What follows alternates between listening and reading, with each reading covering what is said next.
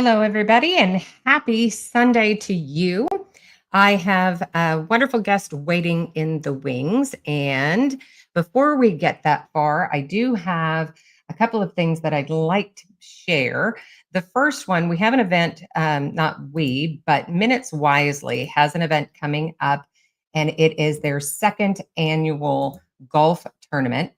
And it is a tournament that is being held to honor Corporal Diaz's memorial. And it's a charity golf tournament. If you're seeing this and you're interested, it is going to be in Murfreesboro, Tennessee. It's going to be a four-person scramble, 18 holes. It's going to be at the Champions Run Golf Course in Rockville, Tennessee. It is going to be September 11th, and it does start 7 a.m. for the check-in. There's a shotgun start at 8 a.m. So it's $150 per player or $500 for four players, which is a team. All proceeds, 100% will go to support Minutes Wisely. So you can register either by using the QR code there, or you can go to minuteswisely.com and you can register there as well. I also want to shout out to Aegis Gun Care. And I happened to go to Goals this past Saturday, not yesterday. And I was donated for a giveaway, a gun cleaning kit in this cute little backpack, absolutely adorable. And so I want to shout out to Aegis and say thank you very, very much. So when we hit our next milestone, this will be one of the giveaways, and it's basically a deluxe gun cleaning kit. So it's got everything you're going to need in there. So thank you to them. I also got something in the mail this past week, and I'm really excited for it and super excited for the person who sent this to me. And this came from Frank DeMith. And as most of you know, he has been a guest on the channel. He has written another book, and it is called Defending the Eagle. And I'm really excited to read this. So he has signed 2 books to be given away. So we will be adding that also to the giveaway pile. So again, really excited about that. Had a lot of fun at Goals. That is Gun Owners of America Symposium, something along those lines. But my next guest will help me get that exactly right. So without further ado, Ron, welcome. Jason, welcome. Thank you both. I want to go ahead and I would like to introduce my guest, Juan Martinez. Hello, hello. Hey, good evening. How are you? I'm doing excellent. So we met at Goals. Mhm. And okay, because I know it's Gun Owners of America. What?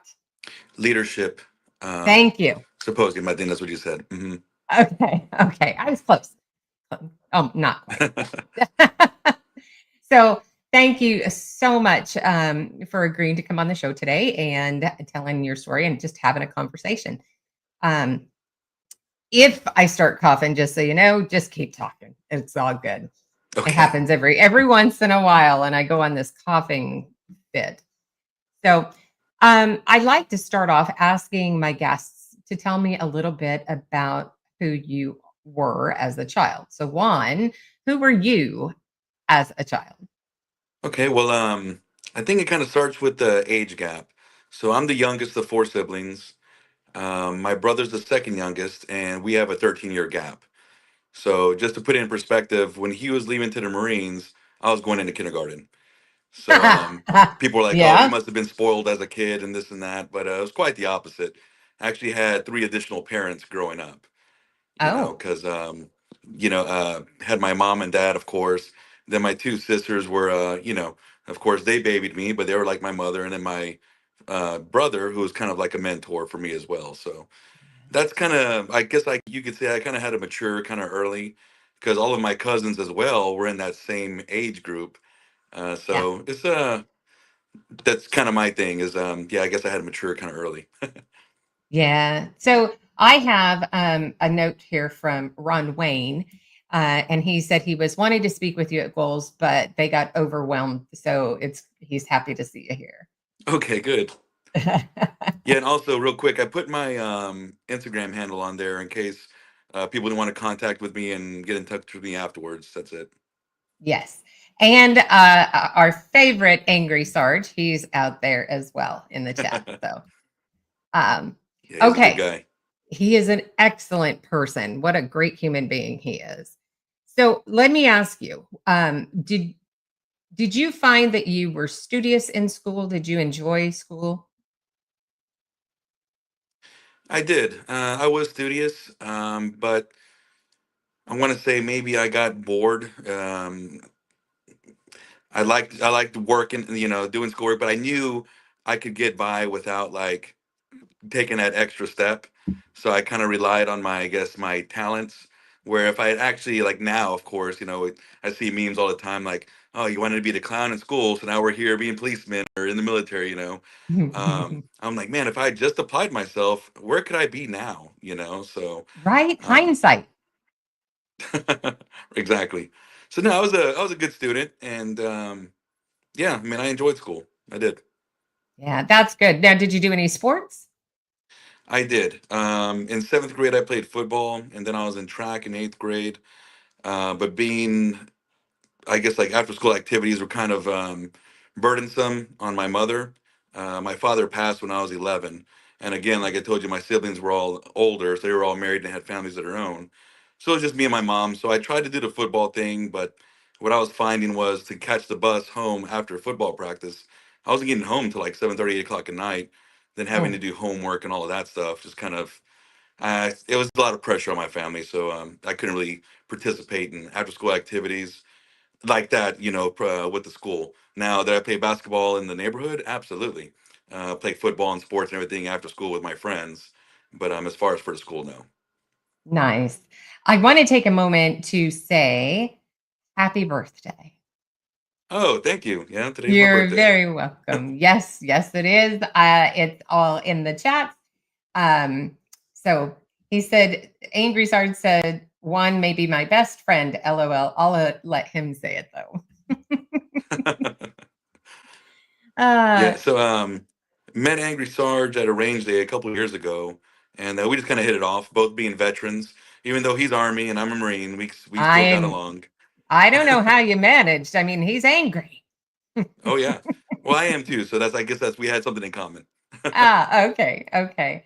I bet there was probably a lot of ribbing each other too, being from different branches of the military.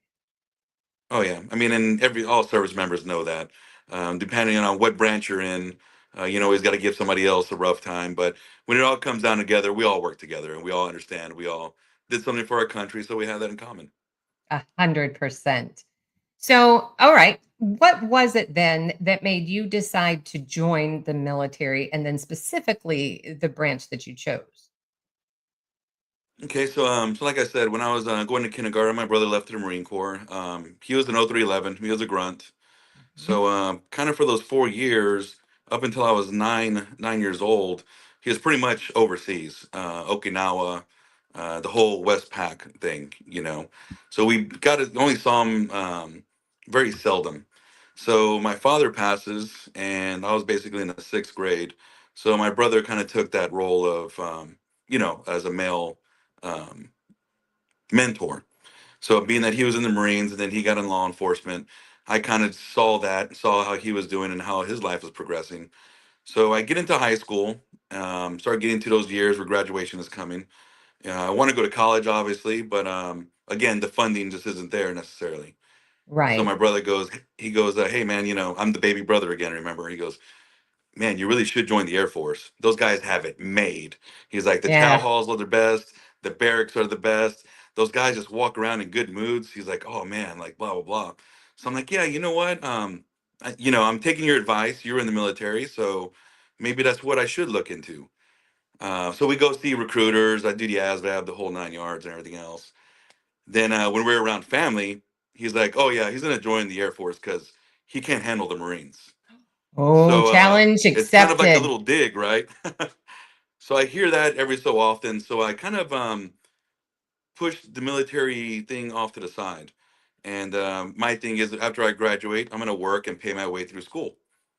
Well, of course, that doesn't happen. I started making a little money in a very young age, and you think you're on top of the world.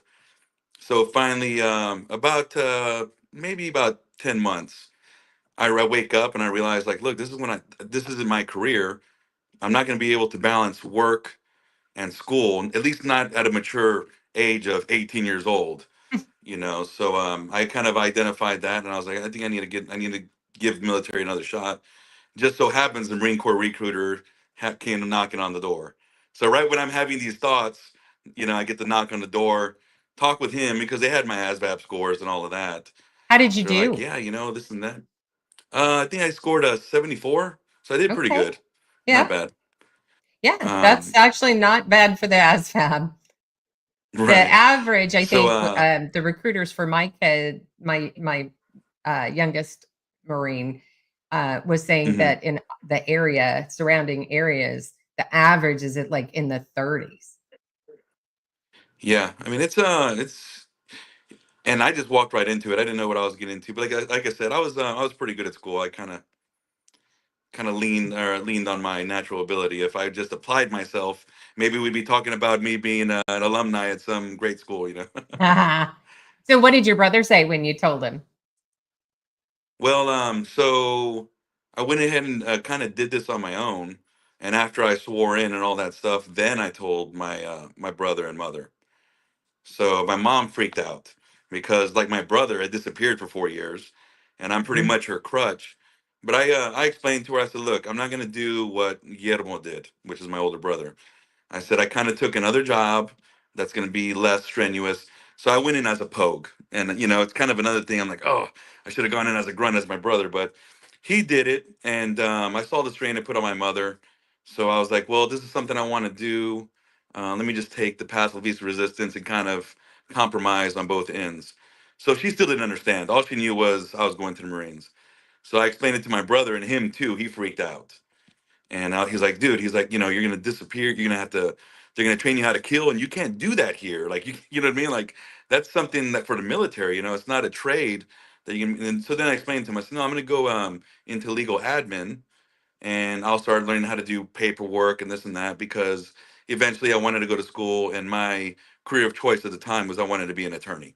That's what I wanted to Okay. do. Nice. So I kind of took, I guess that route. And once they started to learn more and figure it out, and throughout my career, I mean, it ended up being a blessing. Nice. So, tell me a little bit about boot camp. What was that like for you? Well, it took about 6 weeks for me to kick myself in the butt and say I should have joined the Air Force. But it is an experience, and only those that have gone through it understand it and can relate. And I think that's what kind of forms the bond, and probably one of the biggest fraternities in the world, being the Marine Corps. From the yellow footprints to how you're treated and how you kind of find the strength, your inner strength, to deal with that for 13 weeks. Um, just being shut out to the world for 13 weeks is a chore within itself. So it was a great experience. Now I have funny stories. When I was living them, they weren't so funny. But met some really good guys in boot camp, and you got to see the breaking points of other people and how to push through them and push on. Yeah. What was it like when you first stepped on those footprints? I mean, were you still just kind of overwhelmed with the drill instructors in your face and yelling, or did you recognize that historical moment that, those footprints were about? Yeah, I mean, you think you're prepared for it. You know what's coming. Of course, we've all seen Full Metal Jacket, so we kind of have an idea. Mhm. But it's a whole different story when it's happening to you, just inches from your face. When a drill Yeah. instructor is, screaming in your face, and you're getting, tapped with a knife hand, and of course, all this is done late at night, and you're getting undressed in front of a bunch of other guys, and they're throwing your stuff everywhere and throwing gear at you, and you're having to get dressed really quick, and then you're pretty much kept up overnight until you get dropped into your platoon. It's overwhelming, but I mean, it'd be cool if we could do it again to see how we would react at this time. Even though we know how to expect what to expect. It's Yeah. just it's awesome. So you talked now that you have funny stories. Can you share one or two? Let me see. I'm viewing that the whole thing is a funny story now because, well, okay. So at the end of the night, we shower and we get in our underwear, our little tidy whities, and our undershirt, and we have to do a hygiene inspection. So that's where a drill instructor goes up and down the line and inspects our fingernails, our toenails, our ears, and makes sure that we actually showered appropriately and we're not going to get like an ear infection or some kind of toe fungus or whatever. So I mean, the barracks and the beds are set up in two rows facing each other, and all the recruits are lined up, and we're all facing each other. I don't know what week it is, but I mean, it's pretty far in there because you're already getting kind of comfortable to the environment and how to react and everything else. Um, but when the drill instructor is coming my way, I'm looking straight ahead, and the recruit across me, which is a buddy of mine, decides to make a face. So it immediately gets my attention, and I'm sure I had a little smirk, but I killed it. I was like, okay, I got tact, like relax. So they did a whole snap. So I looked to the right. I forget what we say. We have to put our hands palms down and say something like, "This recruit has nothing to report at this time." And then they tell you to switch over, so you go pop, and you flip your hands on the other way and look the other way. Well, as I'm switching this way, for whatever reason, I knew better. I look at him. He's making this funny face again. I just bust out laughing. Oh no. So I try to, it's like an LOL. I bust out and then I stop, but it's way too late.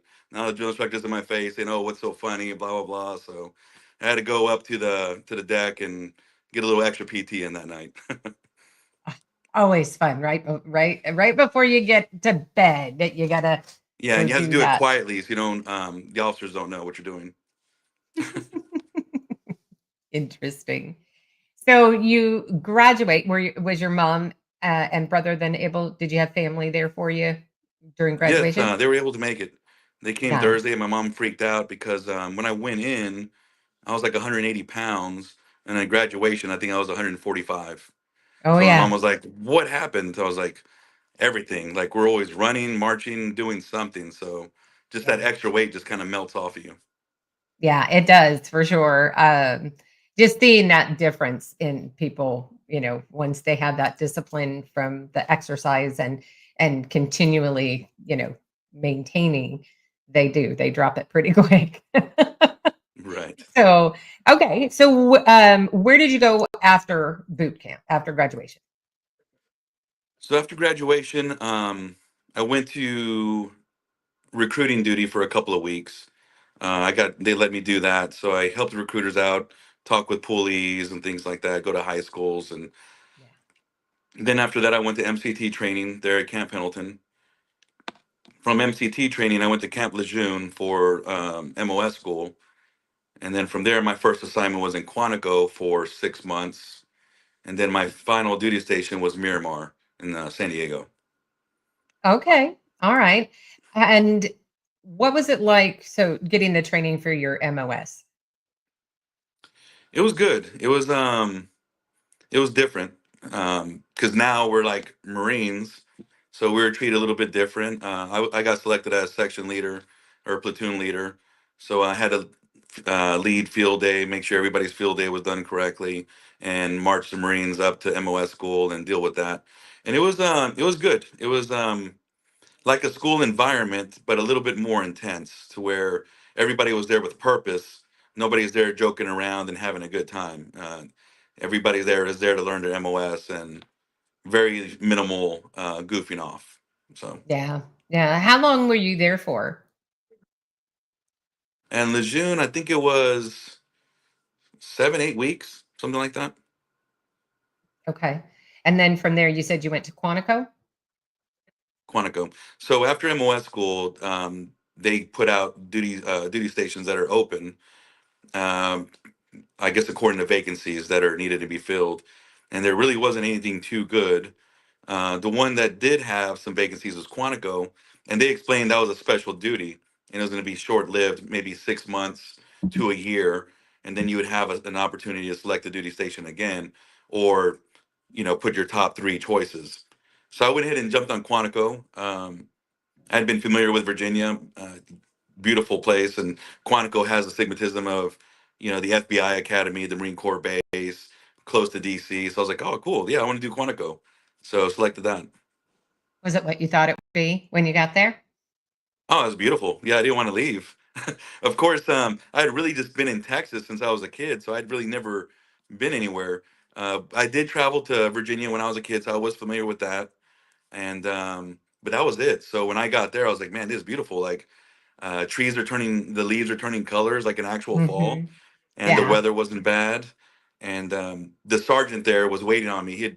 He had heard I was the platoon leader, so he made me his section head over that assignment. So that was Nice. kind of a blessing. So I just kind of kept getting thrown in these leadership roles, and it helps out. It helped. What was the most difficult part of getting to Quantico? Probably the drive. I drove from Houston all the way up to Quantico, and just being a kid, I guess I was 19 at that time. I just got a map. I didn't have a phone with GPS on it. Just Yep. got a road map and just kind of went I-10 and 95 and 95 north until I hit Quantico. Other than that, I just think it was a great time working with other like Marines. Like it was me. I think I was only a PFC at the time, and then the next rank up was a sergeant who had been in for about 6 years, I think, and he pretty much kind of taught me about the fleet and what we were doing and what's expected of us, and we PT'd heavily, which was great to kind of maintain that discipline straight out of boot camp into MCT and into MOS school. It just kept going on. Like it's just something we did. PT was Right. just an so it was good. I can't really think I had a hard time in Quantico. Nice. So then, and you were in Quantico for how long? I think about 8 months, 6 months to 8 months, somewhere around there. Because Okay. I went straight And from then, MOS school. okay. And then from there, you said you went to Miramar, California. Correct. And what was that like? Huh, that was great. Okay, so yeah, I guess I did have a hard part in Quantico. The barracks there, it was three to a room. So the corporals were two to a room, but everybody, the non-NCOs, it was three of us in a room, and it got pretty crowded. So when I went to Miramar, we had shared like restroom and common area, but we each had our own room. I mean, it's probably the size of a walk-in closet, but still it was our own space that we had a door to that we could close. So I was like, wow, this is amazing. So it was nice going from the East Coast to the West Coast. I did that drive as well. So I drove down into Houston, and then from Houston, drove straight to San Diego. So that was fun. Yeah. And during this time, I'm sure you're in contact with your mom. How is she doing, knowing that you're in country? She's good because I'm constantly maintaining communication with her. And I think what happened was with my brothers, I mean, he's in the Philippines, Thailand, Okinawa, doing all that. It's kind of harder to communicate other than like letters at that time in the, what, 85 to 89. So it's just handwritten letters and stamps at that point. Yeah. Yeah, for sure. So tell me about your time then in Miramar. So Miramar was good. I met Headquarters Squadron, of course. I think I was in S1 and then S3. And then at that point, I'm starting to like, oh man, maybe I should have been a grunt. I should just, my mom would have understood and all this other stuff. Then a special assignment comes up for the range, the pistol range on Miramar. So I put my name in the hat. And being that I had scored expert throughout, I say my career, maybe a year and a half, 2 years then, they selected me. So I went to Pendleton and I went to range coach school, trained on Edison Range for about a month, and then went back to Miramar to work on the pistol range. Wow. So just to go back a little bit, when you were in boot camp, had Mhm. you ever fired a weapon before boot I camp? had, Okay. yeah, I was a country boy, so my dad had a bunch of guns, and as a kid, I would shoot the guns. We would go hunting, do things like that. We lived on a couple of acres, so it was nothing to go in the backyard. And I had my own bow, had a BB gun since I was like 4 years old. So Right. I was familiar, which I guess a lot of instructors will tell you. Sometimes that's a bad thing because it's maybe have bad habits implemented. But I would just say I had a good understanding of weapons, weapon safety, and a little bit of marksmanship. Yeah, yeah. And so then you became a range instructor? I was a range coach on the pistol range. Wore the pit helmet, the like the safari hat looking thing. Mhm. Um, I'd always been a good rifle shooter. Pistol shooting, I had minimal instruction on that. So it was really nice to get some formal training on the pistol. And I was lucky enough to have a Gunny Schulz, who was really passionate about pistol shooting and competitive shooting. So he wanted all the range coaches on, at his range to shoot expert or better and be the top shooters on the base. So he would take time to really show us and teach us and improve our skills. And we would go shoot competitions, whether it was the Navy matches, the Marine Corps Westpac matches. We even shot a few NRA matches. Oh, nice. Hmm. Okay, Angry Sarge says, little known fact, Juan was in Top Gun. No, I wasn't. I figured I'd But throw that out there. Miramar is where they filmed Top Gun. Yeah, yeah. So I think that was did you get to watch any of that while you were there? The Yes, so they had the I guess the aviation show, where they did that. So they would have that on the base every so often. Now, so when I went to the range, it was year two of my career in the Marine Corps.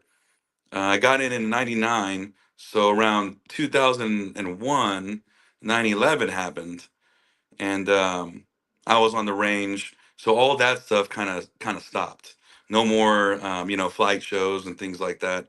The base pretty much secured itself, and I stayed on the range an additional year, and I became a PMI, a primary marksmanship instructor. So I was actually on the range for 2 years out of my 4-year career. Okay. All right. Now, so you stayed there until the end of your contract? My enlistment, correct. Yeah. Okay. Um, what was it that made you decide, okay, I don't want to stay here any longer? Because I was trying to stick to my plan. My initial plan was to get into the military, do my time, and then use the GI Bill and Hazelwood Act here in Texas to pursue my education, furthering my education to be an attorney. And did you ever get there? No, I ended up being a police officer instead. Well, you're still So dealing yeah, with still involved law. with the law, but just a Yeah. different branch. Yeah. So how long had okay, so let's actually take a step back. When you made the decision that you were ready to transition out, did the Marine Corps at that time provide you with resources on how to transition back into civilian life? Yes, and I want to say that was a really cool part because even some of those things that were taught to me back then, I still use them today. Um, so we had like a week-long course, and this course covered everything. I mean, it covered Is that how to tie a tie on your suit. is that It talked TAPS? about resumes. What's that? Was that TAPS? I believe so. I can't Okay. remember what it was called, but yeah. Yeah, and like transit I don't know. I think transition something or other, but that's about as far as I got. I just remember, yeah. Yeah, so they teach you how to transition back to the civilian world and what's expected out of employment, how to interview, how to dress appropriately, how to put a resume together, and things like that because it's different and definitely different. Yeah. Did you get any pointers or any suggestions from your brother? Was he still in at that time or had he already gotten out? No, he already gotten out and he was already well into his career in law enforcement. So the pointers came out afterwards when I got out.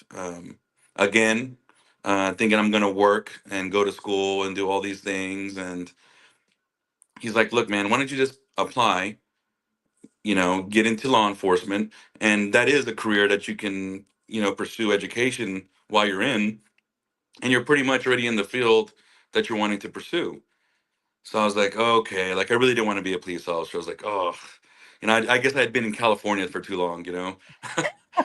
So I Oh, applied with Houston Police Department, and I also applied with a local the University of Houston downtown, their police academy, which luckily I did because the Houston Police Department had a hiring freeze in 2003. oh, Yeah.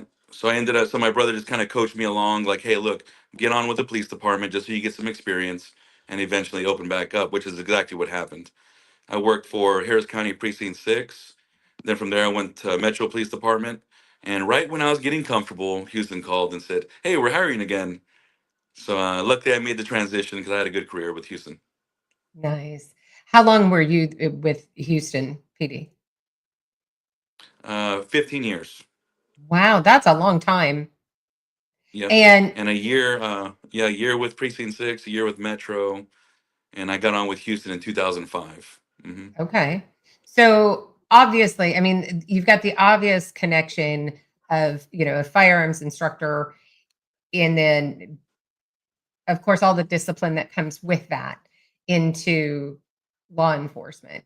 Um, was it difficult at any point for that transition, the Marine Corps into law enforcement? No, actually, I welcomed it. Because when you get out of the military, you're kind of used to a certain level of discipline. And when you just don't find that, or brotherhood or camaraderie, however you want to call it, it's just not there. So I found that in the police department when I got on with Houston Police Department. And I, again, being that I was a Marine and I had some experience, it kind of catapulted my career into a tactical unit very quick. And then from a tactical unit into a special investigations unit. Oh, nice. And then while I was there, became an instructor rather quick and a firearms instructor and started shooting competitively for my department and things like that. Oh, wow. So trophies abound, I'm guessing. More like coffee mugs for like participation. No, I mean, I Uh, did. I was successful in a few, but you just realize there's a lot of good shooters out there, and the there community is are. small, so we still know each other, and I still talk with them, and I helped form the Houston Police Marksmanship Team, which is still being utilized today for recruiting. Go out there and shoot these matches and kind of recruit some other kids who are interested in, pursuing something like that. Oh, that's amazing. Okay, let's go back to your police officer time. Do you have any funny stories that you can share? From which one? Any of them? From the law enforcement or Yep, law Marines? enforcement. Oh, yeah. There's a plenty of those too. Again, you have the camaraderie. So I mean, you're hanging out with your buddies whenever you're at work. Like whenever you same thing with the Marines. I mean, it's we're young kids, and it's like when you don't go to work, something cool happens and you missed out. But I remember I was working with a partner. We're on night shift, doing patrol, and we get some of these calls are just hilarious. So a call comes in as there's a werewolf walking around a certain intersection. So we look at each other and we start laughing, like, "Hey, did you bring your silver bullets?" I'm like, "Oh, I don't know. We need to get some silver bullets." Again, it's like 4 in the morning, right? So we're like laughing. He's like, "Hey, I'm gonna go over there and check it out, man. You want to keep typing that report? Because I have the keyboard in my lap and I'm typing a report while he's, patrolling." I'm like, "Yeah, man, go for it." So I'm typing this report wherever he stops. He goes, "Well, I don't see any werewolves." And I go, "Yeah, right." So I kind of look over at him, and he looks, and his eyes are wide open. So when I look over, this homeless person has their face on my window. So I let out this scream like a woman. That's So fun. I mean, and he's like laughing. So we're just both laughing, and even the homeless person's laughing. They're like, "Ha." Oh, that's awesome. Let's see. Yeah. Okay. So when you left law enforcement, what was the next progression for you? So from Houston Police Department, I went to Galveston Police Department. I'm like, "Man, let me try to pull another pension real quick, And a buddy of mine was the chief of police there, and like most law enforcement now, there's kind of a lot of room, a lot of vacancies. So I went over there to help him out. And while I was there, I was contacted and told about SAR Firearm or SAR USA, new company. I say new company with the U.S. And they're looking for some firearms people. And a chief had kind of directed them in my direction, and then a fellow police officer as well. So they contact me and say, "Hey, do you want to meet with this guy?" I'm like, sure. I mean, what could it hurt? So meet with them. They started telling me about the firearms, which I wasn't familiar with, and I was like, "Well, I mean, this sounds cool, but what exactly do you need me? What do you need from me?" And they just needed somebody that was familiar with firearms and things like that. And the chief operating officer was located here in Houston. I was in Houston, so he needed somebody local. So I agreed to work with them. I just need to shoot the firearms first, make sure that they're sound. And the way I see it, I'm putting my name on something. I want to make Right. sure it's a quality um, item. So the firearm comes in, I shoot it, and I was like, wow, that's better than insert manufacturer. And then I was like, wow, if I think it's better than that, then maybe we have something here. So I started digging into the business and where the company's from and things like that. Come to find out, the company's has been around since 1880 and Oh, wow. has a long lineage, in dealing firearms around the world. Have government and military contracts in 80 different countries, but only now getting into the U.S. market because there really wasn't a need. So they have my full attention now. So that's when I leave Galveston Police Department and do this full time. Wow. And so you've been with them now for how long? Going on 4 years. If Okay. Yeah, I need to do it if not 4 years. So I started off as a contractor, just kind of helping them with events, shows, and kind of giving my, I guess, giving my opinion on things or expertise. And then got hired on as a full time employee last year, working in business development, marketing. So just kind of again getting the name out there, the brand out there, doing different shooter experiences and range days, and I also meet with law enforcement departments and talk to them about the firearms and try to enter some bids to try to get certain departments to carry our firearms.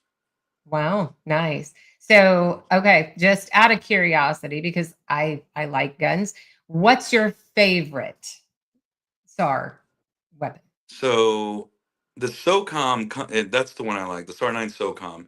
So it comes with a threaded barrel, magwell, flat trigger. It comes with all. It's just ready to go out the box. And that is my favorite. But the one that I carry now that has quickly become my favorite is the Sport. It's a 5.2-inch barrel, and it's super accurate, super accurate. All the barrels are hammer forged, which makes them even more accurate. And I've gotten some meetings because of that pistol, where I'm out shooting Wow. on the range, and I'll throw the target out 25 yards and bring it in only about halfway so everybody can see. And then people are like, "Hey, what are you shooting?" And then I get to talk about the product, and then people are like, "Hey, we need to talk about that," And So what's that caliber? 9 millimeter. Okay. So Ron Wayne says he's never tried one, so we've got him curious. Good deal. Yeah, Yep, Ron, you need to contact with me so we can talk. there you go. And let's see. I've got if okay, so if you've got some questions out there in the chats, go ahead and put them out. I've got a couple. Um, so Chad Bruner. So let me tell you a little bit about Chad. So Chad Bruner, we met. Um, I had seen something on Facebook for Veterans Day weekend that he had posted, and an event that they were having for veterans, and the nonprofit that they have is called Mind Overland. And I just had asked if, hey, if I could put it out there for him. And he's like, Right. yeah, that's great. And a couple of weeks later, I get I get a message saying, hey, you're going to be here. And I was like, well, I'm not a veteran. And, we don't have any camping stuff because we had just moved. And he's like, that's what we do. So we went and had a blast. And so he has it's a great thing they've got going. So if you like overlanding, you should check them out, Oh wow. mindoverland.org. So, but he wanted to know, he said, South Texas is huge, but did you ever know of Frank Casillas? I do. Yeah. Ha! What part of Look South at that. Texas, I wonder? Yeah, Chad, if you've got that information, go ahead and put that in the chats for me while he types that in. Okay, Angry Sarge says, remember that one traffic stop I did when you were on a conference call, Juan, that was hilarious? Yes, yes. He decided to do this, and I told him, I said, "Hey, I'm about to jump on this call real quick." I was doing a ride along with him, and he goes, "Yeah, man, of course, no problem." Then he's doing this. I'm like, I'm about to jump out of the car. He's like, "No, no, it's nothing." So, yeah, I do remember that. Back to South Texas real quick. So that's originally where my family is from, the McAllen, Far, San Juan, Alamo area. And I still have a lot of friends out there. Marine buddy, I actually met up with a Marine buddy. I did an event down there last month and reached out to a Marine buddy. So we met up at the gym and worked out real quick. And we still keep social media is great because you're able to maintain a lot of those friendships.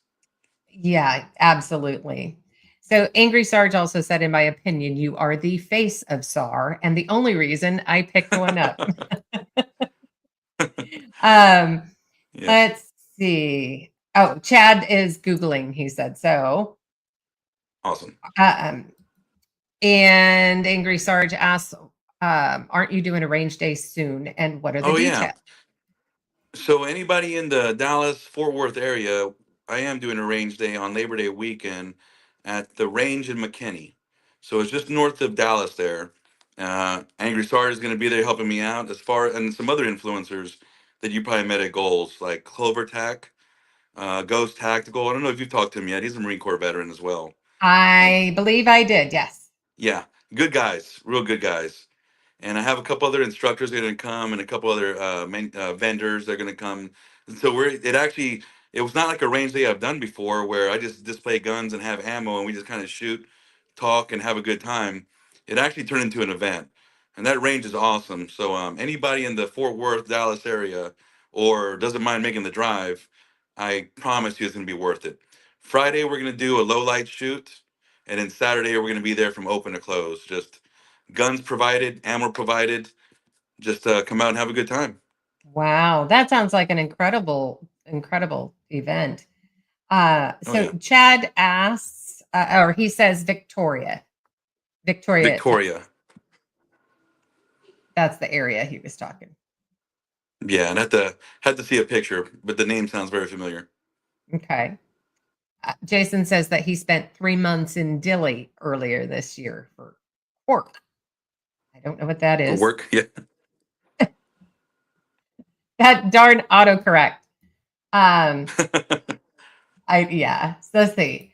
Okay, I'm not seeing any other questions. So let me ask you this: for words of wisdom for those interested in joining the military, not specific to any branch, what kind of words of wisdom do you have for those individuals?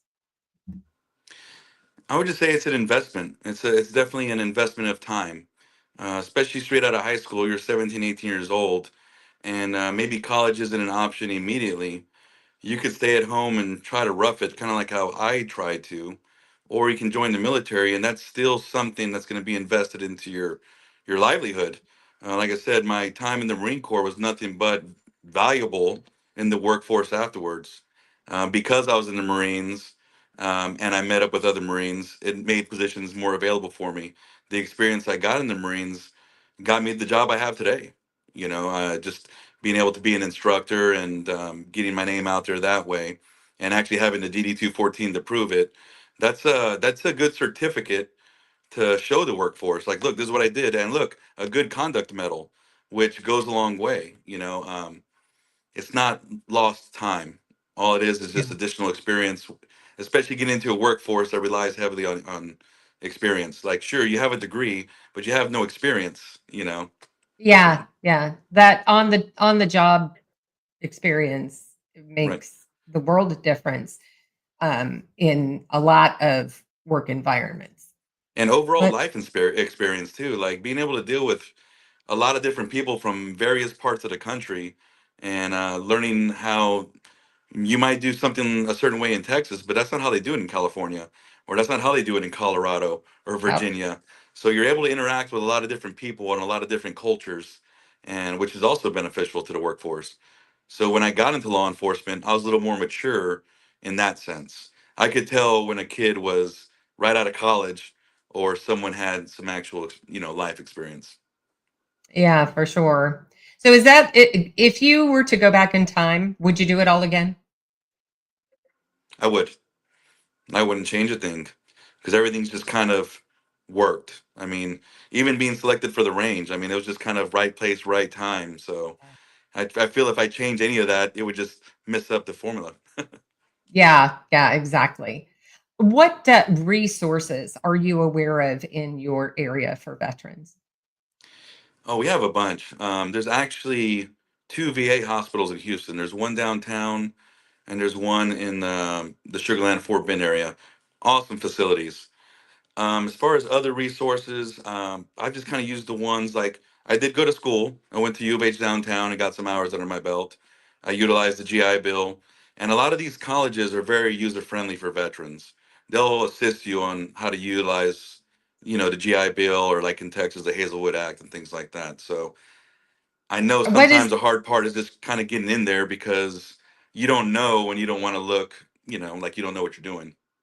what is the what you said, the Hazelton Act?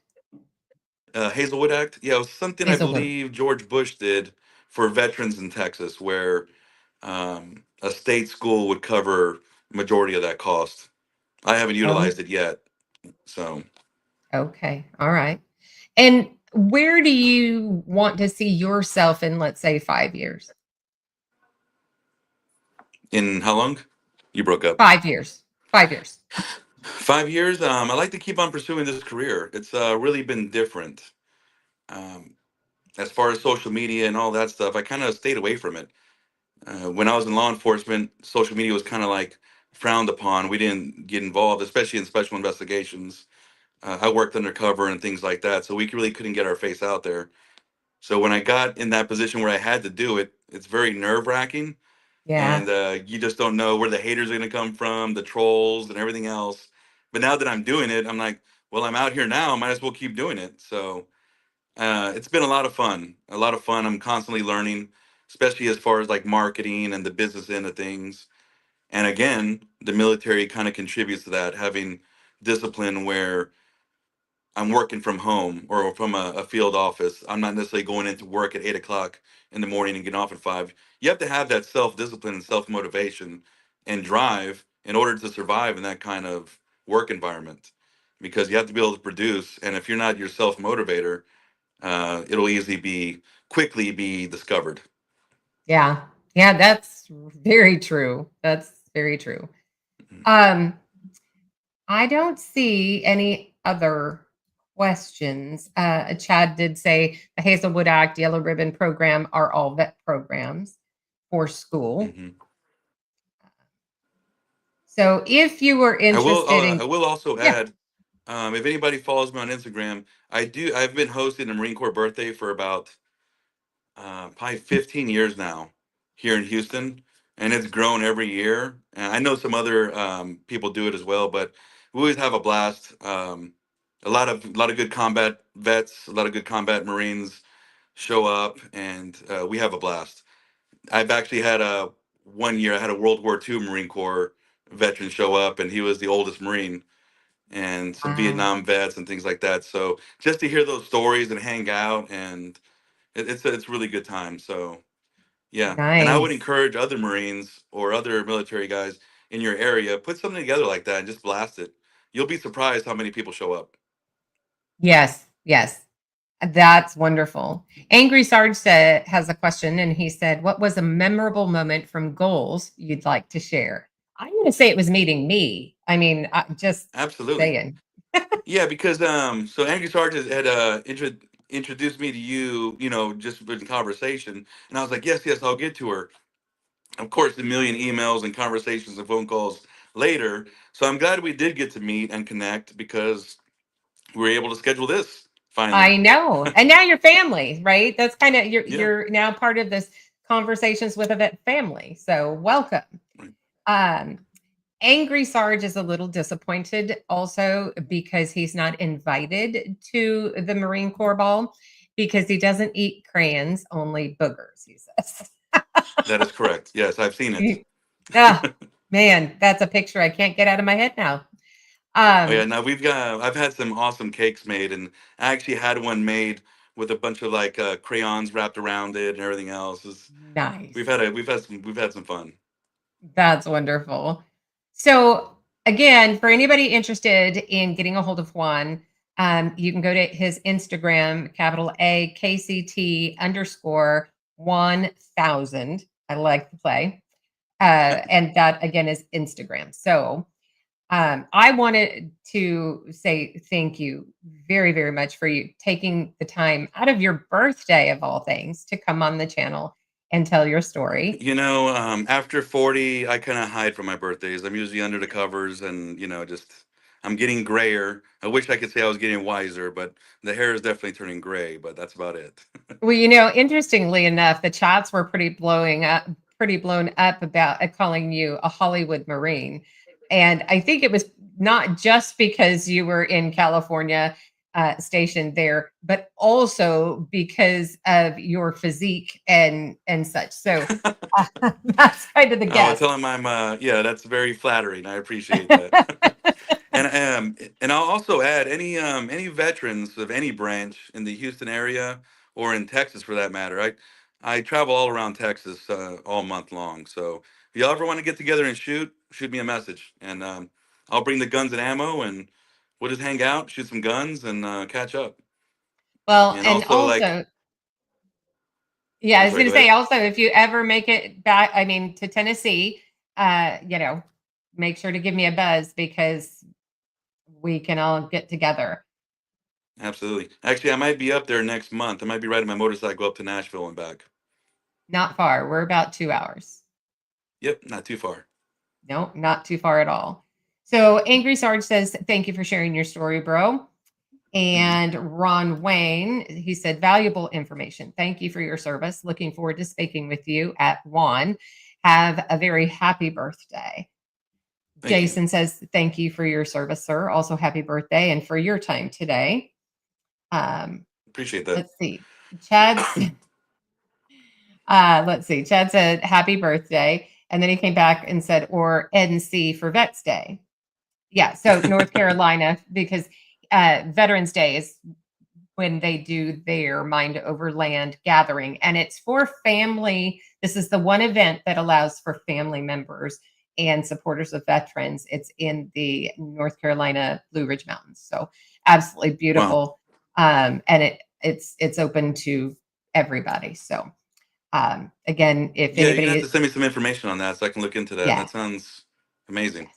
And they're always looking for sponsors too. So just, keep that out there.